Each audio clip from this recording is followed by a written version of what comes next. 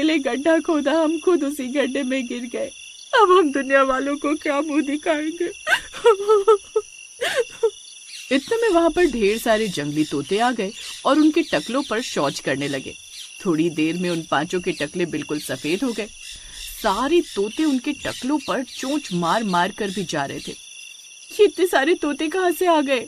इन लोगों ने पॉटी करके हमारे टकले सफेद कर दिए और चोंच अलग से मार रहे। मुझे बहुत दर्द हो रहा है।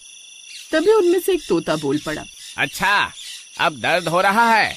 और जब तुम लोग अपनी गंजी गर्भवती भाभी को हर वक्त दर्द दिया करती थी, उनका दर्द तुम लोगों को महसूस नहीं हुआ?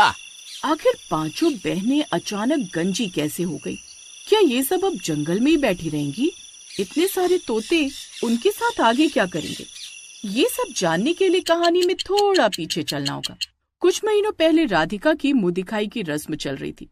उसने घूंघट डाल रखा था। तुम्हारी बहू गरीब जरूर है, लेकिन खूबसूरत बहुत है। दूर से राधिका की 5 नंदे रानी, पायल, ज्योति, कोयल और नेहा ये सब सुन रही थी। उन पांचों के बाल बहुत लंबे और घने थे। ये लोग भाभी की कुछ ज्यादा ही तारीफ कर रही हैं। चलो हम लोग अपना जलवा दिखाते हैं। वो पांचों बहनें कमरे के अंदर गईं और थोड़ी देर बाद तैयार होकर बाहर आ गई। पायल के बाल जमीन पर लटक रहे थे और सर के ऊपर कमल के फूल की आकृति बना रखी थी उसने। ऐसे ही रानी ने गुलाब की पंखुड़ी बना रखी थी।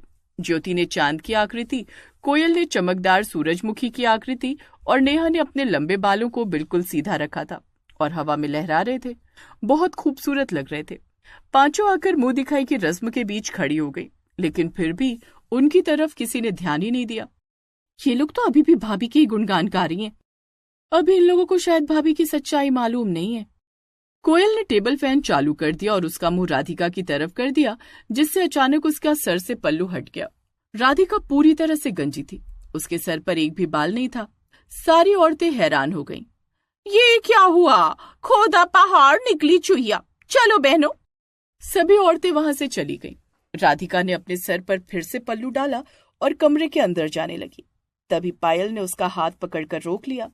अरे कहाँ जा रही हो भाभी? थोड़ा खेलने तो दो। पांचों बहनें अपनी गंजी भाभी के टकले पर टपली मार मार कर भागने लगी। ये मारा! भाभी के टकले से तो बिल्कुल तबले वाली आवाज आ रही है। सभी बहनें राधिका के टकले को तबले जैसा बजाने लगी। अम्मा जी हमको बचा लो, हमारी खोपड़ी में बहुत तेज दर्द हो रहा है। ये क्या कर रही हो तुम लोग? क्यों परेशान कर रही हो उसे? तभी वहां राधिका का पति विक्रम आ गया। उसने राधिका को उठाया, उसके सर पर पल्लू डाला और कहा, अपने लंबे बालों पर कुछ ज्यादा ही घमंड है क्या तुम लोगों को? जब भगवान ने हमें इतने लंबे, घने और खूबसूरत बाल दिए तो घमंड क्यों न करे भैया।